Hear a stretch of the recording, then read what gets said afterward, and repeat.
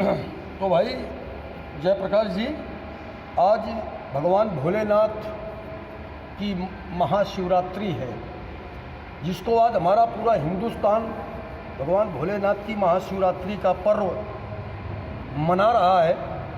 और हम भी अपने समस्त देशवासियों की तरफ से अपने उन सभी चाहने और जानने वालों की तरफ से, या जो हमारे साथ अनवरत प्रयासरत हैं हमारे कार्य क्षेत्र में, उन सभी की तरफ से आज भगवान भोलेनाथ को मैं हार्दिक प्रणाम करता हूं और उस आदिदेव से अनुरोध करता हूं कि जितने भी हमारे देश के समस्त देशवासी हैं, इनका सभी का जन कल्याण परमात्मा करे और सभी को सद्बुद्धि दे। महाशिवरात्रि के इस पावन पर्व पर हमारे सभी युवा साथी भगवान शंकर से प्रेरणा लेते हुए अपने जीवन को उत्कृष्ट बनाते हुए इस देश को सुंदर और सुदृढ़ सशक्त बनाएं। यही मैं अपने इन तमाम देशवासियों से उम्मीद करता हूँ।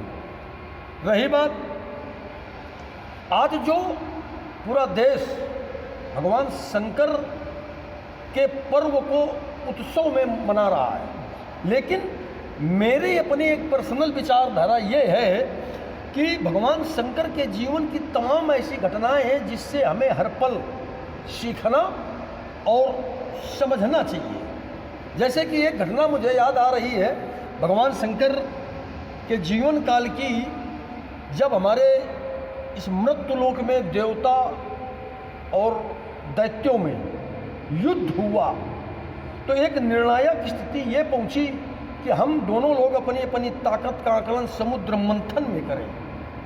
या आपने भी सुना होगा बुजुर्गों के माध्यम से घटना।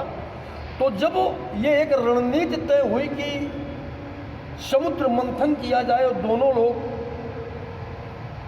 बासुकी नामक सर्प की रस्सी बना करके, पर्वत की मथानी बना करके और समुद्र मंथन किया गया, तो उस पर मैं थोड़ा सा चर्चा करना चाहूँगा आपसे कि आज हमारे पूरे जनमानस को एक बात विचार करने की ज़रूरत है कि वो रियल का समुद्र था, वहाँ रियल के देवता और दैत्य मंथन कर रहे थे, लेकिन वही रियलिटी ईश्वर ने हमें भी दिया है। अब उसे हमें महसूस करने की और समझने की थोड़ी सी आवश्यकता है। जयप्रकाश जी, वो यूं कि ये संसार एक समुद्र है, संसार एक ये हमारा समुद्र है और हम उसकी मथानी हैं। और कर्म हमारे, ये जो हम संसार में कर्म कर रहे हैं, लंबा एक कर्म करते हुए चले जाते हैं, 70 साल 80 साल 60 साल 70 साल, तो 60 70 साल 80 साल की आयु तक जो हमने कर्म किया है, ये कर्म रूपी रस्सी इस शरीर जीवन रूपी मथानी में इस संसार रूपी समुद्र को मथ रहा है। यहां हमें चिंतन करने की आवश्यकता है मान्यवर। और जब हम कर्म रूपी रस्सी से इस शरीर रूपी मथानी के द्वारा इस संसार रूपी सागर को जब मथ रहे हैं, तो इससे वो सब रत्न की उत्पत्ति होगी। लेकिन हो रही है कंटिन्यू, पर होता क्या है कि हमारी एक कमी है मानव जीवन में, जो हमें पसंद की चीज़ें हैं, जो हमारे स्वार्थ की चीज़ें हैं, जो हमारी ज़रूरत की चीज़ें हैं, जो हमें लाभान्वित करने वाली चीज़ें संसार से के समुद्र से प्राप्त हो रही हैं, वो तो हम बड़ी खुशी खुशी ग्रहण कर रहे, ले रहे। और बाकी जैसे समुद्र मंथन में विष निकला, समुद्र मंथन में मदिरा निकली, तो इसे किसने लिया भाई? उस समुद्र मंथन में हाथी ऐरावत निकला, इंद्र ले गए, घोड़े निकले, सूर्य ले गए, लक्ष्मी निकली, विष्णु ले गए, जो 14 रत्न निकले तो सब तो बांट लिए सब लोगों ने। लेकिन जब विष निकला हलाहल, उसको कोई लेने का साहस न जुटा पाया, उसे केवल भगवान भोलेनाथ ने ग्रहण किया। तो मैं उस तरफ हम आप सबका ध्यान आकर्षित कराना चाह रहे हैं कि जब ये संसार रूपी समुद्र, जीवन रूपी मथानी और कर्म रूपी रस्सी से जब इसका मंथन समुद्र का हम कर रहे हैं, तो इससे भी तमाम रत्नों की उत्पत्ति हो रही है। अब हम क्या करते हैं कि हम लोग स्वार्थ से जुड़े हैं। भगवान शंकर निष्काम जुड़े थे। समुद्र मंथन से उनका कोई अभिप्राय ये नहीं था कि हमें इससे क्या चाहिए। उनका मतलब था कि संसार का एक बैलेंस और धर्म की स्थापना। हमारा मानव जीवन का एक मकसद है कि अपने स्वार्थ की प्राप्ति करना, लालच। हम कहाँ तक धन, कहाँ तक संसाधन, कहाँ तक अपने सांसारिक उपयोगिता की सामग्री हम जुटा सकें, हमारा लक्ष्य यहाँ है। तो बस गलती हमसे यहाँ होती है कि हम लोग क्या करते हैं कि इस संसार रूपी समुद्र के मंथन में जो ये सांसारिक चीज़ें मिलती हैं हमें, हम अपने ज़रूरत के हिसाब से तो अपने पास रख लेते हैं और बाकी चीज़ें इस संसार को बर्बाद करने के लिए, संसार की दिशा खराब करने के लिए छोड़ देते हैं। उसका कारण ये है कि हमारी समाज आज दूषित हो रही है, बर्बाद हो रही है, भटक रही है। अगर हमारे द्वारा कुछ गलत हुआ, दुराचार हुआ, दुर्व्यवहार हुआ, तो हम उस स्थिति पर क्षमा प्रार्थी होते हुए अगर उन अपराधों का दोबारा न होने पाए ऐसी कोई व्यवस्था करें, ऐसी सोच पैदा करें, तो हमारा आने वाला जो जनरेशन वो सुधर सकता है, संभल सकता है। तो सिर्फ मेरा कहने का ये भावार्थ है आज तमाम उन युवाओं से, तमाम अपने देश के देशवासियों से, कि हम केवल शिवरात्रि एक उत्सव न मनाएं, एक फॉर्मेलिटी न अदा करें। आज मैं जो ग्राउंड लेवल पर मैं जो देखता हूं, आज शिवरात्रि की आड़ लेकर के लाखों आज हमारे हिंदुस्तानी भांग, अनेक तरह के नशीले पदार्थ, अनेक तरह की वो काम करेंगे जिसकी शायद आवश्यकता समाज को नहीं है। भगवान शंकर के नाम से कि छोटे छोटे बच्चों को आज भांग खिलाई जाती है। किसी भी भोलेनाथ के मंदिर में जाकर के नाबालिग युवाओं को, युवा पीढ़ी जो हमारी है वो चरस और गांजे का नशे पर आकंठ डूब रही है और पर्दा डाल रही है कि भोलेनाथ का प्रसाद है। अरे मैं ये कहता हूं कि अगर भोलेनाथ का प्रसाद ही ग्रहण करना है तो जैसे समुद्र मंथन में भगवान भोलेनाथ ने विष का पान किया था, न तो अंदर किया और न बाहर किया।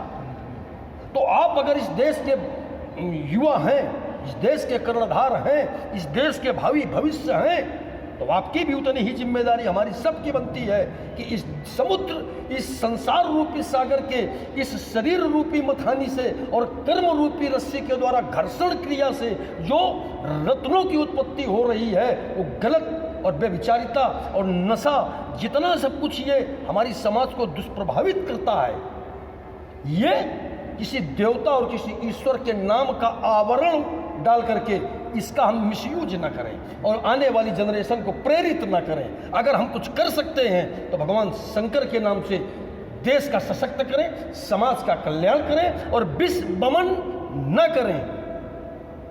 ये सिद्धांत होना चाहिए। ये क्या बात होती है कि भगवान भाई भोलेनाथ का प्रसाद है, अरे चरस पीना या बच्चों को पिलाना, आज शिवरात्रि का दिन है तो इसका मतलब ये नहीं, अरे अगर आज शिवरात्रि का पर्व हम मना रहे हैं तो छोटे छोटे बच्चों को, युवाओं को खाने पीने की चीज़ें भेंट करें, उनको प्रेरित करें, उनके शरीर के अंदर ऊर्जा पैदा करें, उनको ताकतवर बनाने की कोशिश करें, देश को समृद्ध और सशक्त बनाने का प्रयास करें। ये धारणा होनी चाहिए। और मैं ये चाहता हूँ अपने देश के युवाओं से कि इस तरह से किसी भी देवता और किसी भी भगवान के नाम का आवरण मत ओढ़ो। समझ रहे हैं भाई आप जयप्रकाश जी? मेरा अपना ये व्यक्तिगत मानना है और मैं सुनने वाले, जानने वाले व्यक्तियों से अनुरोध करूंगा कि हमारी इस चर्चा को किसी साहित्य से प्रमाणित न किया जाए। ये मेरी पर्सनल विचारधारा है। कल कोई ये कहे कि कहीं शास्त्र का मत है तो शास्त्र से मैं इसको नहीं बताऊंगा, कारण कि ये कोई शास्त्रीय विचारधारा नहीं है, ये पर्सनल मेरी अपनी सोच है और अपनी व्यक्तिगत विचारधारा है। हाँ, इसलिए सभी से सविनम्रता से निवेदन है, जो भी जहाँ तक मेरी आवाज़ लोग सुने, तो इस पर यह नहीं कहा जा सकता है कि कहाँ ये लिखा है। बात आप समझ रहे हैं ना? तो बस निवेदन है बड़ी विनम्रता से कि चूंकि मैं भी इसी देश का एक साधारण छोटा सा नागरिक हूँ और कष्ट होता है जब अपने भटके हुए युवाओं को, अपने आने वाली बच्चों के भविष्य को देखता हूँ, तो ये दर्द होता है कि जिन महापुरुषों ने इस देश को इतना खूबसूरत बनाया था, आज क्या तस्वीर बन रही है। अब आते हैं हम एक गीत के माध्यम से, आप तमाम देशवासियों को एक संदेश देना चाह रहा था। तो जैसे आज महाशिवरात्रि है, कभी रामनवमी आती है, कभी जन्माष्टमी आती है, तो कभी भगवान विष्णु का कोई पर्व आता है। इस तरह से हम देशवासी कभी न कभी किसी न किसी देवी देवता के साथ जुड़े रहते हैं, लेकिन चर्चा का केंद्र बिंदु हमारा वही रहेगा। अब मैं गीत के एक एक लाइन के माध्यम से एक सशक्त मैसेज अपने युवाओं और देशवासियों तक भेज रहा हूं। अरे कोई तो राम कहता है, कोई तो राम कहता है, कोई श्री कृष्ण कहता है। आज हमारे देश में इतना विशाल देश है कि कोई कृष्ण का अनुयायी है, कोई श्री राम का अनुयायी है, कोई भगवान भोलेनाथ का अनुयायी है, कोई भगवान विष्णु का अनुयायी है। यही तो हमारी अनेकता में एकता है, यही हमारी देश की एक ताकतवर पहचान है कि कोई श्री राम कहता है, कोई श्री कृष्ण कहता है, कोई है विष्णु का सेवक, कोई शिव भक्त कहता है। समझ रहे भाई जयप्रकाश? कोई श्री राम कहता है, कोई श्री कृष्ण कहता है, कोई है विष्णु का सेवक, कोई शिव भक्त कहता है। मगर इन महापुरुषों का था बस एक ही मकसद, इन महापुरुषों का था बस एक ही मकसद। अगर कुछ शेष है जग में, अगर कुछ शेष